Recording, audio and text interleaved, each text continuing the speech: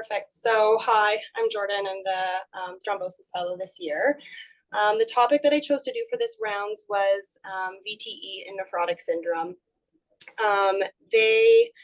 We've had a couple of cases in the last couple of weeks that have brought this up, and acknowledging there's a lot of controversy and very little data around patients with nephrotic syndrome. Just to start, I'll go over a brief review of nephrotic syndrome itself, the thrombotic risk and pathophysiology of thrombosis in these patients, as well as risk factors, current available guidelines, and the data behind the known benefit of prophylactic anticoagulation together with bleed risk, as well as, treatment considerations for established VTE. And then at the end, the two cases that we've seen in clinic. I saw one in clinic and then one was seen by others on the ward. So just to start, nephrotic syndrome is a constellation of symptoms and signs secondary to pathologic protein loss due to disruption of the glomerular filtration barrier. It's defined as proteinuria greater than 3 to 3.5 grams per day, together with anemia, hyperlipidemia, hypoalbuminemia, and hypercoagulability. The background etiologies, there's primary etiologies, and within all of the primary, there's secondary causes for those. The primary etiologies include minimal change disease, membranous nephropathy, membranoproliferative glomerular nephritis, and FSGS, or focal segmental glomerulosclerosis, and then two systemic causes of it, including amyloidosis and diabetes. Within the four usual primary diagnoses, they can also be either primary or idiopathic or secondary to malignancy, drug associations, or infectious etiologies. In terms of looking at the overall VTE risk profile of nephrotic patients, there's been a lot of varying numbers ranging from 2% upwards to 30% incidence of VTE. That does include pulmonary embolism, DVT, as well as renal vein thromboses, but the actual literature that I could find around specifically renal vein thromboses was limited or primarily always associated with either PE or DVT. Looking at recent studies, the variation can be largely explained by sort of their research methods and how they identified VTE episodes. The primary ones are the ones that have documented the highest incidence have been prospective asymptomatic screening using CTA, which probably largely is the reason for that number being so elevated. And then there's been varying degrees of the actual primary etiologies that they've been looking at of nephrotic syndrome. A lot of them have been mixed etiologies, some with greater incidence of FSGS or minimal change disease. Through some of these two prospective studies, it was sort of noted that, membranous nephropathy has a pretty high incidence, and Barber in 2012 sort of re-demonstrated this and found that although their cohort was mixed in terms of etiologies, membranous nephropathy had a twofold increased risk in comparison with the alternative causes. That study specifically did have a pretty high proportion of cancer patients in it, but when they controlled and adjusted for co-founders, that increased risk persisted. This study from 2013 was again a prospective observational study, and they re-demonstrated that increased risk of membranous nephropathy in comparison to the other etiologies. And then further studies looking at specifically just the membranous nephropathy population. All of them have been retrospective, but pretty consistently the incidence has been demonstrated to be somewhere around 7%. For VTE specifically, and I'll chat about arterial events in a bit. I guess I'll talk about them now, sorry. The arterial risk has been really generally less reported. Mahmoudi did demonstrate that there was a higher incidence of arterial events, as did these other studies. They did find a higher incidence in the 2008 study. But if you looked at the population of people that were included, there was a high proportion of baseline high risk arterial event patients, including like 50% were smokers, CKD, other risk factors associated with arterial events. But largely the risk has been in additional studies settled around about 4%, still elevated and still in comparison to the general risk associated with end-stage renal disease. It's similar rates, if not higher in some studies. This is a study by Vestergaard in, I think it was 2021, comparing the arterial and venous thromboembolism rates. And overall, it was a redocumentation that membranous nephropathy held a higher risk of both arterial and venous thromboembolism events in comparison to all of the other etiologies. In terms of the pathophysiology of thrombosis in nephrotic syndrome itself, there's a lot of suspected causes, some proven causes, but it's largely a constellation of several reasons, from changes in increased synthesis of coagulation factors, increased loss of natural anticoagulants, together with increased platelet aggregability and hyperlipidemia, which plays a role in that. Nephrotic syndrome is characterized by that proteinuria, and typically all of the proteins that are inappropriately lost in the urine are less than 150 kilodaltons. Most of that protein is comprised of albumin. And hypoalbuminemia ultimately does result in an increased hepatic synthesis of coagulation factors, including factor 5 and 8, as well as fibrinogen and plasminogen activator inhibitor levels. It also alters platelet aggregation through a much more complex process involving arachidonic acid release and susceptibility.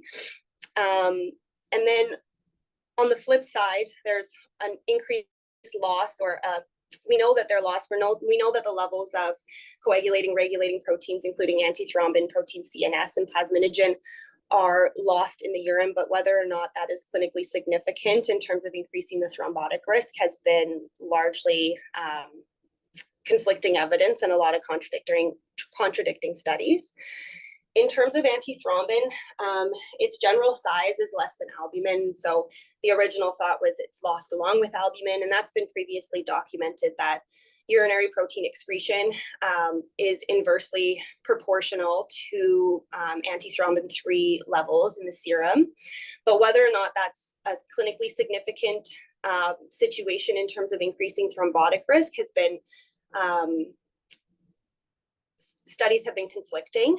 A recent study in 2016 documented that yes, antithrombin levels are low, but even in patients with FSGS, when they have low antithrombin levels, that's not correlating with an increased risk of VTE events, raising the question of whether or not it's relevant. Protein C is also lost in the urine. However, the response to hypoalbuminemia also increases hepatic synthesis, and the levels of protein C in nephrotic patients are typically normal, if not elevated. So that's sort of not felt to be relevant to their thrombotic potential. Protein S, free protein S, has a relatively small molecular weight, and that is excreted in the urine. However, in the bound form, it's bound to the C4 binding protein, which has quite a large molecular mass, and when bound together, the bound form is not lost in the urine. The theory behind protein S's participation in the thrombotic potential of nephrotic syndrome is largely because the thought that you could have a relative free protein S deficiency, because all of that, what is left over that's not excreted, is mopped up by C4 binding protein and not able to be excreted. So there's a net loss of the free bioactive form. Additional changes to homeostasis include increased factor 5 and factor 8 due to increased hepatic synthesis, together with the inability to be lost subsequently in the urine, as well as von Willebrand factor and fibrinogen. There's also an impairment in the fibrinolytic system due to, again, increased synthesis of plasminogen activator inhibitor, in addition to fibrinogen, and then a net urinary loss of plasminogen itself. Platelet aggregation, as I said, is also affected by several factors that are largely beyond my knowledge and very scientific, but it's associated with hypoalbuminemia together with the hyperlipidemia and elevated fibrinogen. Other factors that play a role include corticosteroids, which have been demonstrated to increase thrombotic potential, but also have been demonstrated to increase bleed risk. Volume contraction with significant use or high doses of diuretics, immobilization, coexistence of another thrombophilic state and immune complex activation. So all of these factors together create a theoretical increased thrombotic risk that have been further shown to be documented with a higher incidence of VTE in nephrotic syndrome itself. In terms of the risk factors associated with VTE, the main ones that have been demonstrated include histopathology, that being membranous nephropathy, which I'll talk about, advanced age or age over 60, excessive proteinuria greater than 10 grams per day, association with serum albumin, and time from diagnosis. Typically, the highest risk period is 6 months post-diagnosis. And then as well as other factors which are patient dependent in terms of other traditional VTE risk factors, recent surgery, elevated BMI, and concomitant steroid use. But the relevance of steroid use in the thrombophilic potential is also conflicted in the data. In terms of serum albumin, it's mostly a surrogate marker, or it's only a surrogate marker for the degree of coagulant and anticoagulant imbalance. It's been demonstrated and re-demonstrated again that varying degrees of hypoalbuminemia have change or different incidences of VTE. The lower the albumin, the higher the VTE risk. First, I don't know if this was actually first identified in 1993, but one of the main studies identified that those with an serum albumin less than 25 had a substantially increased risk of VTE in comparison to those that had an albumin greater than 25. In 2012, Leonacki demonstrated that a varying degree of hypoalbuminemia actually resulted in sort of a ladder effect in terms of increased thrombotic risk, less than 28 grams per liter having a 3.9-fold risk, and then less than 22, 5.8. And then that was also demonstrated by Kumar in 2012, basically looking at two populations of membranous nephropathy, and those with 19 grams or less had higher incidence of diagnosed VTE, whereas 24 was sort of where they stopped seeing that increased risk. In 2017, Guy and Lonnie also re-demonstrated this, but with a more specific approach in terms of the degree of hypoalbuminemia, again using less than 25 as sort of that line of where people would state that this would be severe membranous or severe nephrotic syndrome, with a stepwise decreased risk of VTE as albumin increased. All of these studies, however, are unable to, you can't delineate what the actual threshold cutoff of albumin is because they all use different assays. There is one particular assay that's recommended by the KDIGO guidelines, and I'm not actually sure what assay we use here, but because of those variances, a definitive cutoff has not been able to be determined.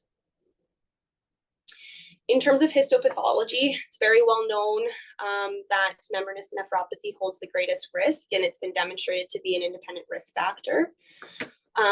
More recently, one of the things that they looked into was the role that anti-PLA2R played in the thrombotic potential. That's to my understanding, and I'm not nephrologist, but it's a relatively recent antibody association with idiopathic membranous nephropathy. And these two studies looked into the rate of VTE in the presence of anti-PLA2R positive membranous nephropathy patients. In 2022, Jelaine, they documented that those with positive antibodies had a lower mean degree of proteinuria and a higher mean albumin, which resulted, and they were still capable of developing thrombotic events. And that risk in the seropositive group remained elevated despite relatively benign hypoalbuminemia levels, or what we would determine to be non-high risk patients based on current guidelines. In 2023, Lee completed a single center retrospective study with a reasonable sized amount of patients in comparison to the other data that's available for nephrotic syndrome. In their study, they had an incidence of VTE at 10%, and that antibody levels were significantly higher in those with VTE than those without.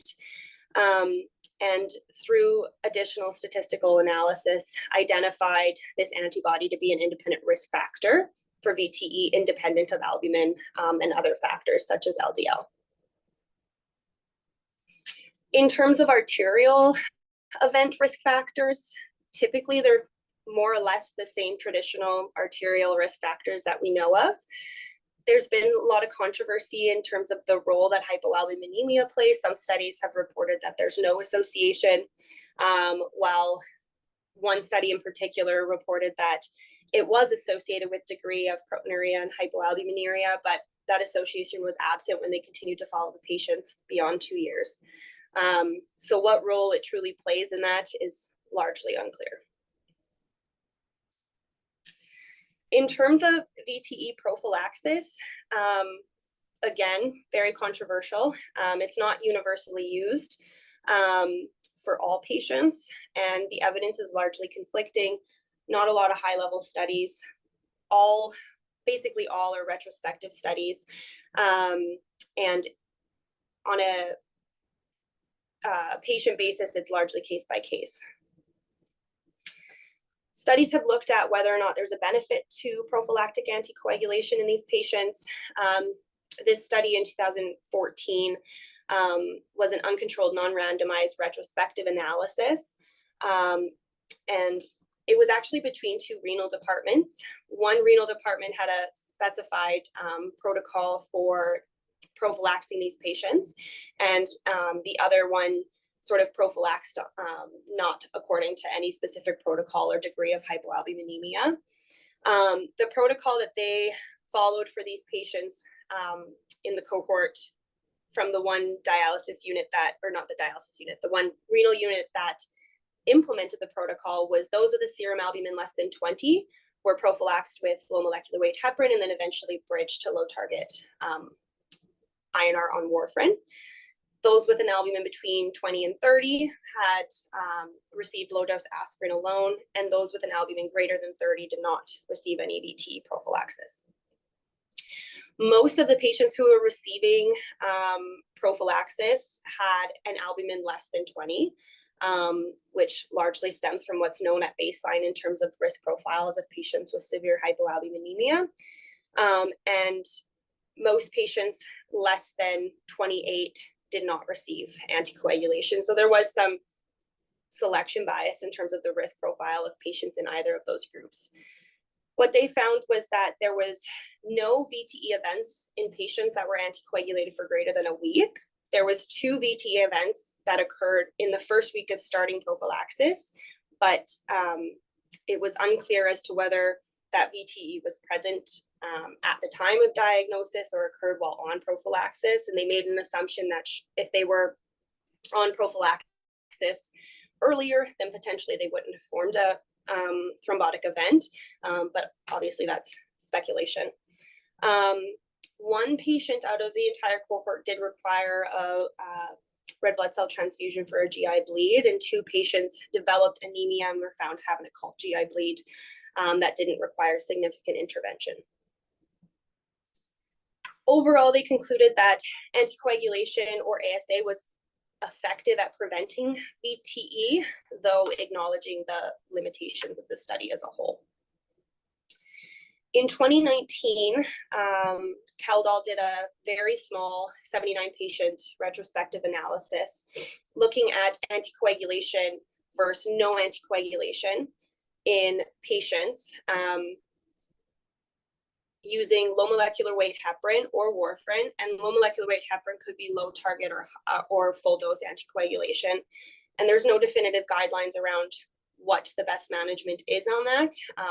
And so that's another sort of struggle with determining what's best for these patients. But what they did find that there was a trend to decreased risk of VTE in patients that were anticoagulated. Now, what I thought was interesting in this study was that most of the patients who were not anticoagulated had a higher mean albumin. So based on what we know at baseline of the thrombotic risk in nephrotic syndrome, that would suggest that they were at lower baseline risk. But regardless, they did find that there was no thrombotic events in the group that was anticoagulated, while those that were not anticoagulated had 4 VTE events. Obviously a small numbered patient study. However, there was a non-significant trend to higher bleed in the anticoagulated population.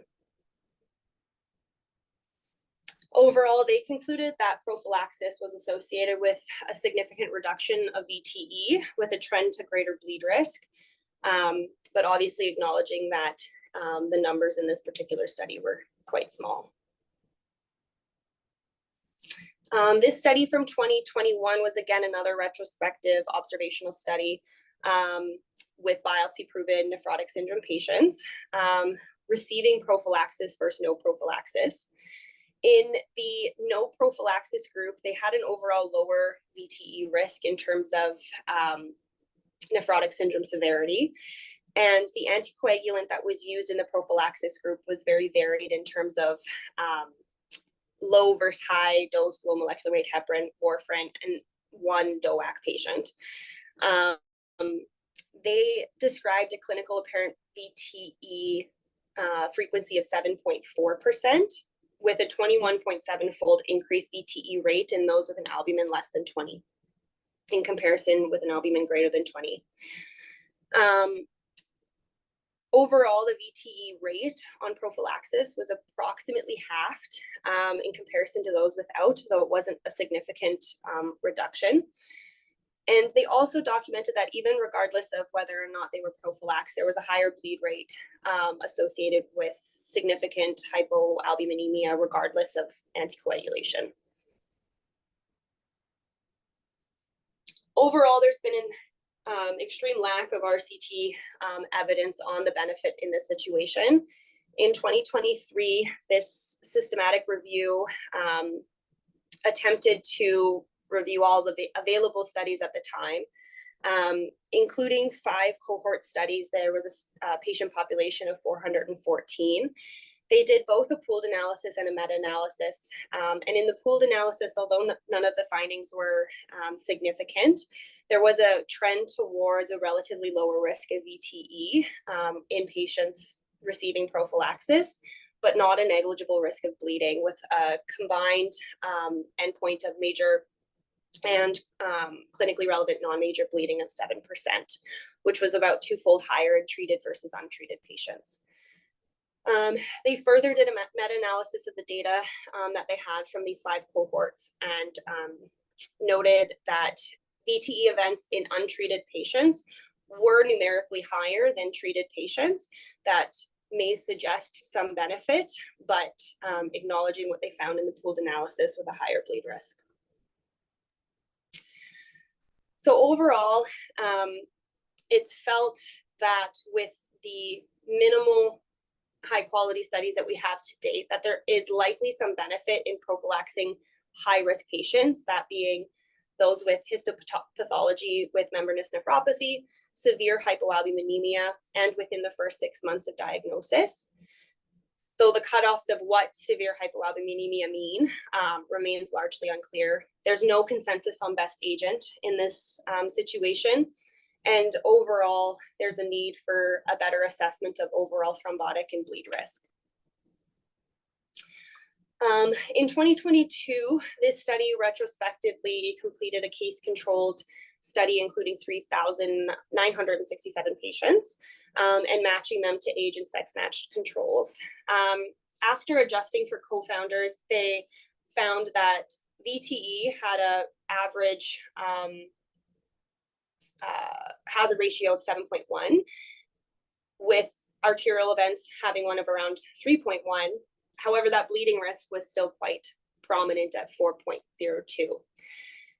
The etiology of what this bleed risk is entailing in these patients specifically remains pretty unclear. The majority, or not the majority of them, but a high portion of them happen to be GI bleeds. But the etiology behind that is still largely unknown. In an attempt to decipher assessing patients' bleed risks, in 2014, Lee did a study to create a decision model for assessing this. They utilized, or they created at the end of the day, what's recommended in the KDIGO guidelines is the GN risk score, which is based off of the atria bleed risk score previously validated for atrial fibrillation. Their score specifically is validated for membranous nephropathy, so it has limited use in other etiologies. And overall, whether or not atria is the best bleed risk score to be used is unclear. It's been documented in prior studies, not specifically for membranous nephropathy, but that the HAS bled has a better predictive value than the atria score. As well, in this GN risk score that they have, the last question offers a lot of inconsistency and user variability with you estimating what the acceptable benefit risk ratio would be in determining that decision. So overall, it hasn't been highly adopted clinically. Lynn et al. Did a systematic review in 2020 and developed this algorithm for determining who should be anticoagulated and who should not. And this was based on a HAS bled score ranging from 0 to 3. And basically what they concluded was anybody with a high risk of bleed with a HAS bled of 3 or greater should not be anticoagulated, as should not patients with normal serum albumin. Basically, what they've concluded is that anybody with an elevated HAS bled score greater than 3 should not be anticoagulated regardless of the degree of hypoalbuminemia, with a variety of other situations to help make that decision. The current KDIGO guidelines recommend anticoagulation for serum albumin less than 20 to 25, in addition to other present risk factors, including significant proteinuria, greater than 10 grams, elevated BMI, family history of VTE with additional documented genetic predisposition, advanced heart failure, immobilization, or recent abdo or orthopedic surgery. In terms of what agent to use, if the decision is to prophylax, is also quite controversial. Currently, the recommendation from the KDIGO guidelines is warfarin with an INR target of 2 to 3, but that's based on not the nephrotic syndrome population. Low molecular weight heparin does have some theoretical constraints to it in terms of the known reduction of antithrombin 3 serum levels, with additional considerations of reduced efficacy in this population with massive edema, altered distribution, diuretic use. This study tried to look at that efficacy of enoxaparin specifically in nephrotic syndrome. They completed a single center prospective study, including 94 patients in comparison to control groups, which were hospitalized patients with no edema and a normal urinalysis. In the group that they followed, or that they intervened on, I guess, they broke them down into nephrotic syndrome, and they utilized a fixed dose regimen of enoxaparin, which would have been the 40 milligrams enox that we typically use, and then nephrotic syndrome adjusted dose. And that adjusted dose was based on the calculations of a patient's ideal body weight. And the reason they did that was understanding that most of these patients are coming in with significant volume overload. They matched these two control groups, which did not have evidence of proteinuria or significant edema.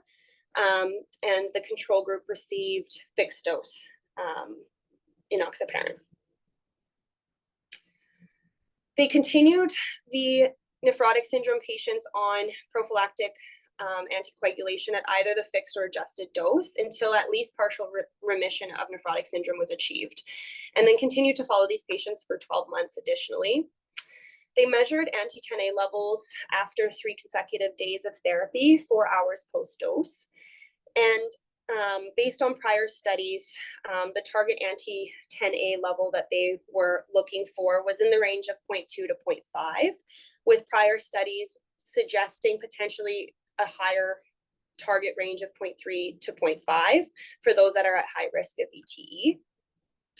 And prior studies had also suggested that levels greater than 0.8 are associated with an increased risk of bleeding, so that was their safety cutoff. In terms of their primary outcomes, they looked at the co-primary outcomes of low and high risk targets. And what they noted was that patients in the nephrotic syndrome fixed dose had a much lower on average anti-10A level in comparison to both the adjusted dose nephrotic syndrome group and the control. Only 62% of patients receiving the fixed dose achieved target level greater than 0.2, and that was in comparison to 91% of patients in the control group achieving that level. And then in the high risk target, they found even less, 38% of the fixed dose achieved the target in comparison to 90% of the adjusted dose in the nephrotic syndrome group. Overall suggesting that there is a decreased efficacy. In terms of their secondary outcomes, there was no bleeding events and no anti-10A levels were indicative of elevated bleed risk, being greater than 0.8. However, VTE was diagnosed in 2 patients, and both of those patients had levels less than 0.3 in the nephrotic syndrome fixed dose group. So overall, they concluded that there was reduced efficacy of enoxaparin in those with severe nephrotic syndrome compared to those without proteinuria or edema at the same 40 milligram dose. And they demonstrated a negative correlation between anti-10A levels and volume overload, as well as eGFR, and a positive correlation of anti-10A levels positive correlation of anti-10A levels together with dose, antithrombin activity in the serum, and serum creatinine. Excuse me. They optimally determined a cutoff of anti-10A at 0.8 milligrams per kilogram of ideal body weight, and determined that 82% sensitivity and 75% specificity for identifying those that would have protective anti-10A levels. In terms of DOACs, their use in prophylaxis, again, it's very poorly researched and relatively unknown. Theoretically, hypoalbuminemia may affect overall DOAC efficacy due to its albumin binding at baseline, with rivaroxaban being the greatest albumin bound. This raises the question as to whether or not this would increase bleed risk due to excess free DOAC, or whether or not there would be reduced therapeutic effect due to an increased renal excretion of protein-bound DOAC.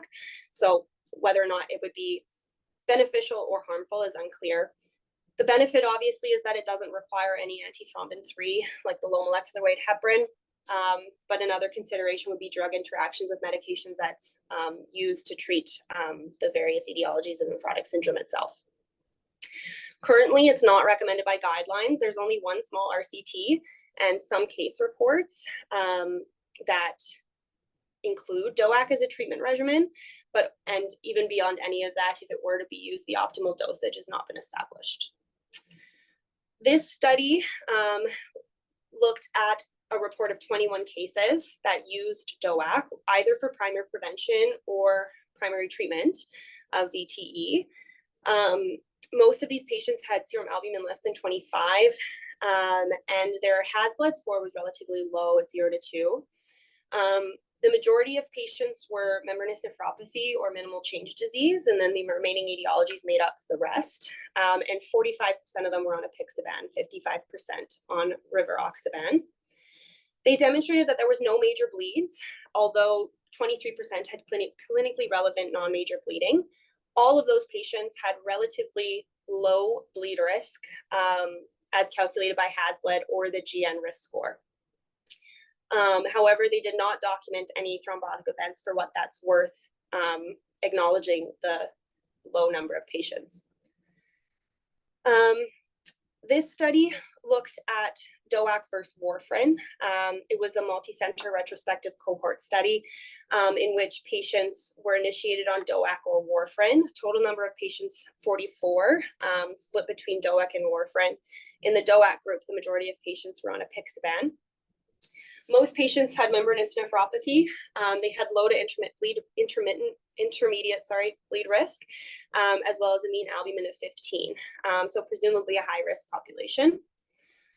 They did not find any significant differences in bleeding or VTE outcomes based on DOAC or warfarin. There was an absolute risk reduction of 18% for major and clinically relevant non-major bleeding with DOAC in comparison to warfarin. So overall, they concluded that although they couldn't make any conclusions on the efficacy of DOAC in this situation, there was a potential for a decreased bleed risk in comparison to warfarin.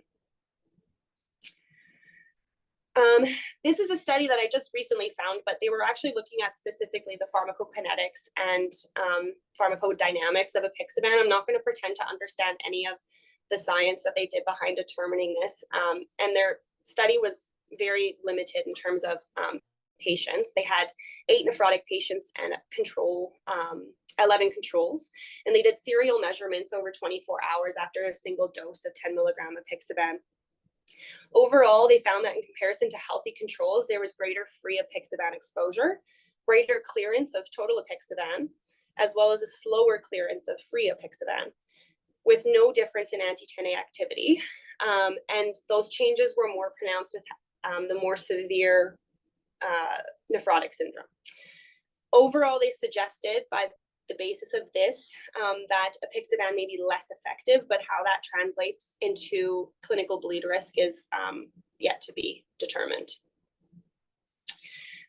Aspirin is another option recommended by KDIGO, typically for those that are at either a high VTE risk together with a high bleed risk, or if they have a high VTE risk, as well as a high arterial risk and a low bleed risk, combining that with anticoagulation for these patients.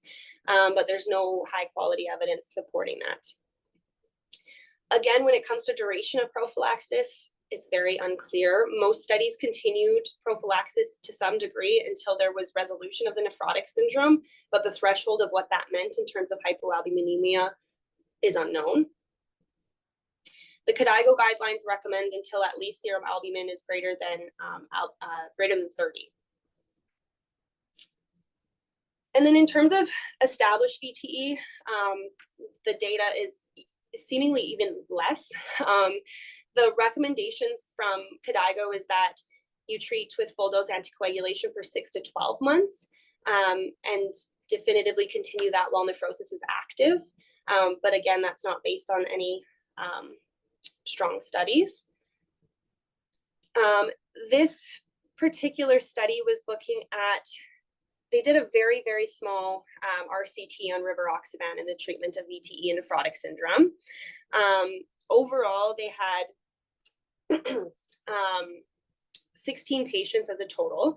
They included patients with nephrotic syndrome, which was arguably severe and albumin less than 25, as well as documented low antithrombin 3 level and activity with diagnosed VTE.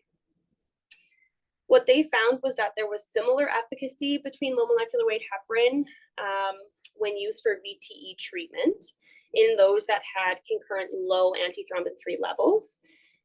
They interestingly were documenting dissolution of the thrombus at 4 weeks, and they found no differences between the two groups.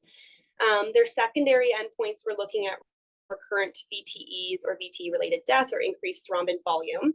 And it wasn't totally clear what time frame all of that was examined over, but there was, again, no significant differences, nor were there any differences in bleeding outcomes. But again, with a grain of salt, given the low number of patients. So this is the prophylaxis case that we had seen in clinic, and I thought it'd be interesting to see what other people would potentially do, given that the guideline is so sparse. It was a 67-year-old patient with a recent diagnosis of antibody-negative membranous nephropathy, suspected secondary to HIV, which was very well controlled. He was referred to thrombosis clinic by nephrology, given concern for his upcoming long-haul air travel, which he was flying to Africa. And the question about prophylaxis. He did not have any prior history of thrombosis, and he was actively being treated for his nephrotic syndrome on rituximab. His physical exam was largely benign, and his lab showed an albumin. The most recent one that we had at the time was an albumin of 25 with a urine ACR of 780. And prior to that, in July, his albumin was 24 with a urine albumin creatinine ratio of 100. So he never quite had, and even looking back in his labs further than that, there was, I think the lowest his albumin went was 22. So by definition, he wouldn't have fit a high-risk nephrotic syndrome patient. I was wondering if anybody had any comments on what they might do in that situation. We ultimately elected to anticoagulate him around the time of air travel, given nephrology's significant concerns for potential VTE. But obviously that would be up to interpretation of both guidelines and baseline patient risk. Oh. I didn't mean to do that, I apologize.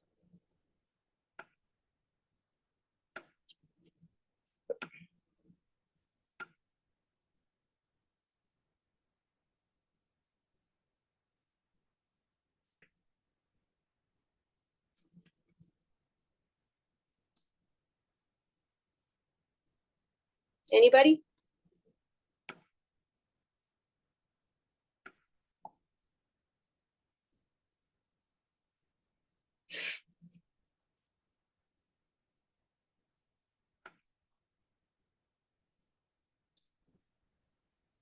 Hey, it's Rob. I'll Hi. put in a comment. Hi. I can't see the comments, unfortunately. Oh, verbally. Can you hear me? Yeah, I can hear you. Yeah. I think in light of your presentation, I would just present it to the patient that prophylaxis or not is both reasonable in this scenario. Mm-hmm. If they've ever had any sort of bleeding in the past, I'd be more hesitant about that, or if they're on any sort of antiplatelets as well. But I don't think there's necessarily a wrong answer. And if they wanted prophylaxis and they get a clot, then not taking it was wrong for them. And if they didn't want it and they bleed, then that's also probably wrong in their mind. So I think I kind of leave it up to the patient. Yeah, for sure. It's reasonable. This was the other case that I didn't see personally, but it was a 49-year-old female, and she was admitted to hospital with progressive nephrotic syndrome. It was biopsy-proven membranous nephropathy and biopsy negative for antibodies. She was ultimately presented to hospital with abdominal pain and was found on renal ultrasound to have bilateral renal vein thromboses and CTPA with bilateral PEs without any heart strain. She did have moderate edema, pitting edema to her knees bilaterally, but otherwise her exam was unremarkable. And her serum albumin when she came in was quite low at 9. Obviously she required treatment, and I think the outcome of the case was that she was treated with low molecular weight heparin and then eventually discharged on DOAC. But I was just wondering if anybody else had a different practice. Like, do you commonly use DOAC in nephrotic syndrome? Is there hesitancy for that? And with that, I did read a recent discussion paper that was sent. It was a survey to nephrologists in the United States, and most of them were actually very comfortable using DOACs in this population, acknowledging the limited data.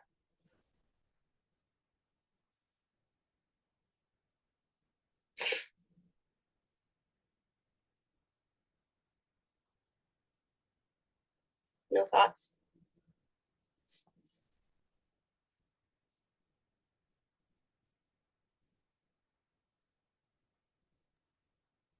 Hi, Jordan, it's Aggie. It looks like everybody is, it's quiet today, so.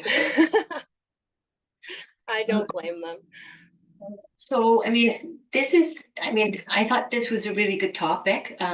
It's not something that I think we see frequently, even though, the incidence you said reported is, somewhere between sort of maybe around 10% for these patients.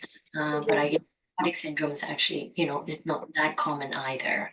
But in the times that I've had these patients, what I've typically done in the past is, well, in the past, before DOACs were available, we really didn't have a choice, right? But when low molecular weight heparin was introduced, we used to always measure the patient's antithrombin levels, because if the antithrombin level is adequate, then there shouldn't be any problem with low molecular weight heparin, and then we would flip them over to warfarin, and it seemed to work very well. In the times since DOAC's been available, I have to say I'm a little bit worried about when the albumin is this low with the abnormal sort of binding and sort of distribution of DOACs to these patients. All the studies that, you presented, the numbers are so small, there's no way you can ever demonstrate differences, right? I mean, the type 2 error is huge in all of those studies with, 8 patients, 12 patients, that sort of thing. It's a waste of time doing the studies.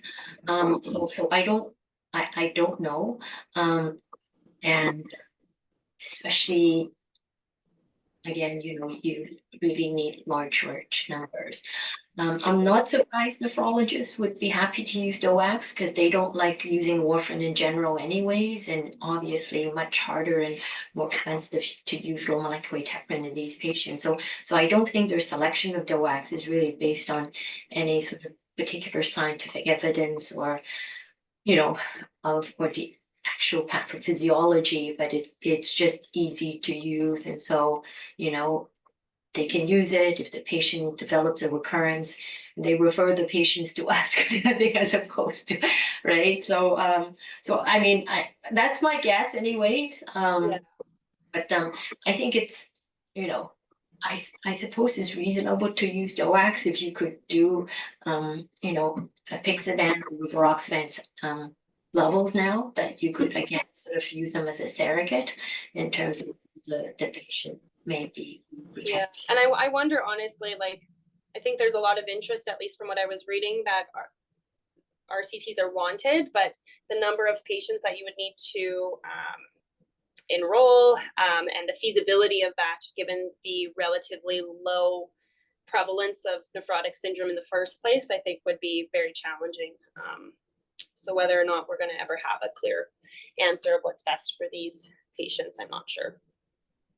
Yeah, I mean, I think just, off the top of the head calculations in terms of, for something for an event rate of, say, if you don't treat them, they have a clot. If you don't treat them, the risk of recurrence, if it was like sort of 10%, to try to reduce it even by 40%, you would need, 500 people per arm kind of thing. Like it's huge, right? I mean, it's not, it's certainly doable. I mean, some of these centers certainly can accumulate patients. You would have to get a lot of centers. So it's doable, but not, easy. I think certainly in China, like with the number of patients they have, just the population, if they're organized, they can basically, get studies done and not limited by sample size. The patients I've had, I also want to add is, again, once their nephrotic syndrome sort of resolved, they were able to get off anticoagulation and really had no problem. So this is kind of an acquired, long transient risk factor. So certainly reversible risk factor, where once that is gone, you're able to just withhold stop anticoagulation without recurrence. So Yeah, for sure. mm. Thank you for that. That's really what I have. In conclusion, there's associated high rates of both venous and arterial thromboembolisms, but as well as a high risk of bleeding, which is inherent. VTE risk is associated with histological subtype, degree of hypoalbuminemia, age, and duration since diagnosis. Early initiation of prophylactic anticoagulation is reasonable in the setting of severe nephrotic syndrome, together with a low bleed risk, but likely not beneficial for patients that have a high bleed risk, regardless of their severity of nephrotic syndrome. And there's overwhelmingly a lack of evidence in terms of best agent or duration. But more recently, confirmed sort of reduction in low molecular weight efficacy in those with severe nephrotic syndrome. And that is my talk. I'm not sure if there's any comments or questions or concerns.